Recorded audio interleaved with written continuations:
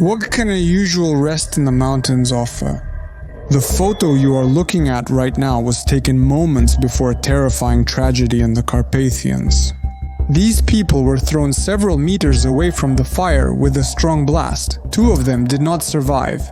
Please sit tighter, dear ones, because this is scary.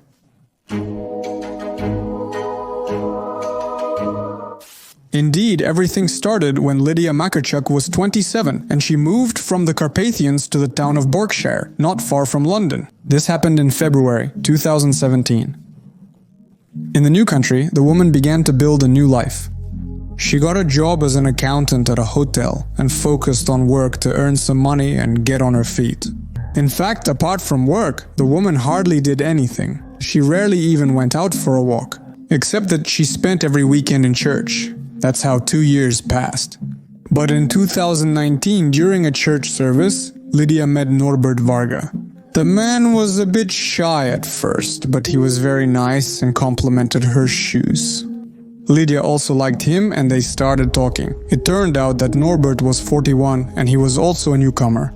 He emigrated in 2018 from Hungary and has been working in the United Kingdom for a year as a radio technician and photographer. On the way home, each of them could only think about this meeting and couldn't wait for the next one, which was scheduled for the time of the next service on Sunday. There they exchanged phone numbers and arranged their first date. The relationship of the couple developed well and harmoniously. They were genuinely happy and decided to get married.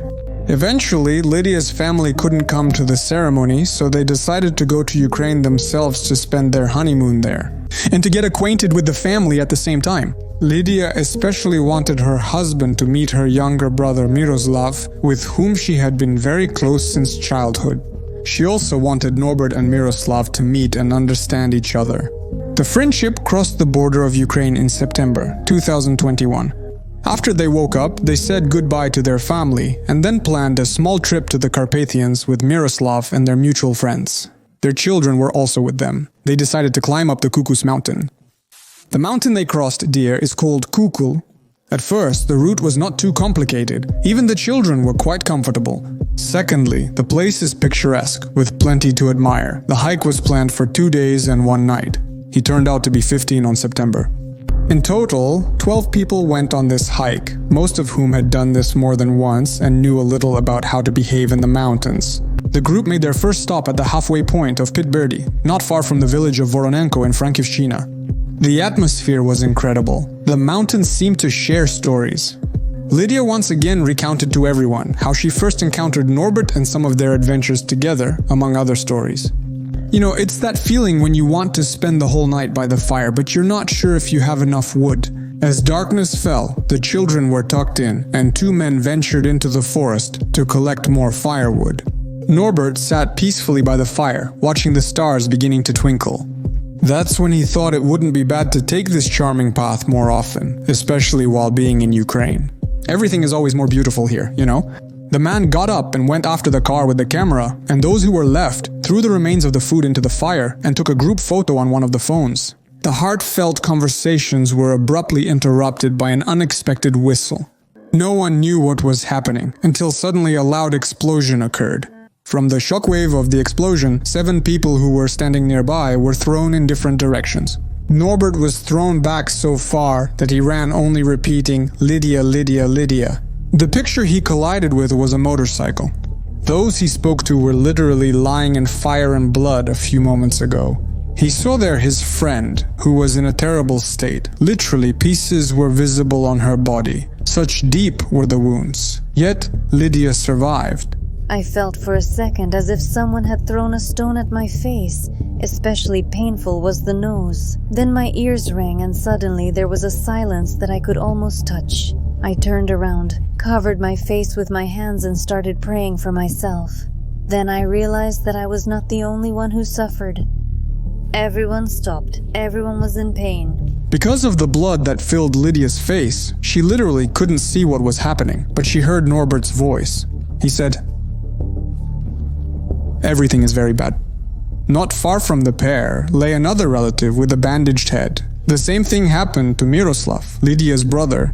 He was severely beaten, and his head was so battered that his brain was visible. This is what Norbert is guessing about the beating. I will never forget this sound of death throes. I tried to help him, turning his head, giving him a comfortable position, but it was too late. He fought for his life for 2 years. I still think I could have done more. Why not me? Why did they survive? War movies. The closest thing to what I'm going through tonight. One of the women lost an eye and she started bleeding heavily. Fortunately, other people were not seriously injured. They only had minor injuries that were not life-threatening. The children were all safe. They were all in the tent at that time. 2 men who went after the luggage, or rather after the trees, and Norbert, who was walking towards the camera at that moment, also did not receive serious injuries. The rescuers received the call around 21:30 that same day. 45 rescuers and medics immediately arrived at the scene of the accident. However, it took them half an hour to reach the point where the tragedy occurred. The injured were only able to be evacuated from the fire after midnight. They were literally carried by hand to the ambulance. 2 people could not be saved. Miroslav, Lydia's brother, and their friend Mikola died on the spot. They were evacuated from the mountains the next day, September 16th. After the explosion, there was little discussion about whether the rescuers had done enough. Hypotheses were raised that a helicopter was necessary there to evacuate the injured more quickly. Even if it wouldn't have saved people with severe head injuries from death, the seriously injured and contused wouldn't have suffered so long without medical help. The emergency service in Ivano-Frankivsk region explained that the helicopter could have arrived, but only in the morning. Nowhere in the world, in any country, do such flights take place at night. We submitted a request for a helicopter, which was processed, and the helicopter was supposed to fly to us from Uzhgorod, but only in the morning. No matter what, they managed to deliver all the injured to the hospital, and they received the necessary help there. Some of them were literally revived from the brink of death. People needed blood transfusions, surgery, physiotherapy, and psychological help. But honestly, what happened next? Or, as my friend Bakai from the Bakai channel says, nobody really saw anything from the affected, didn't bring any forbidden things, and didn't throw anything into the fire that could explode. They got drunk where others had been drunk before. The truth was later revealed by rescuers.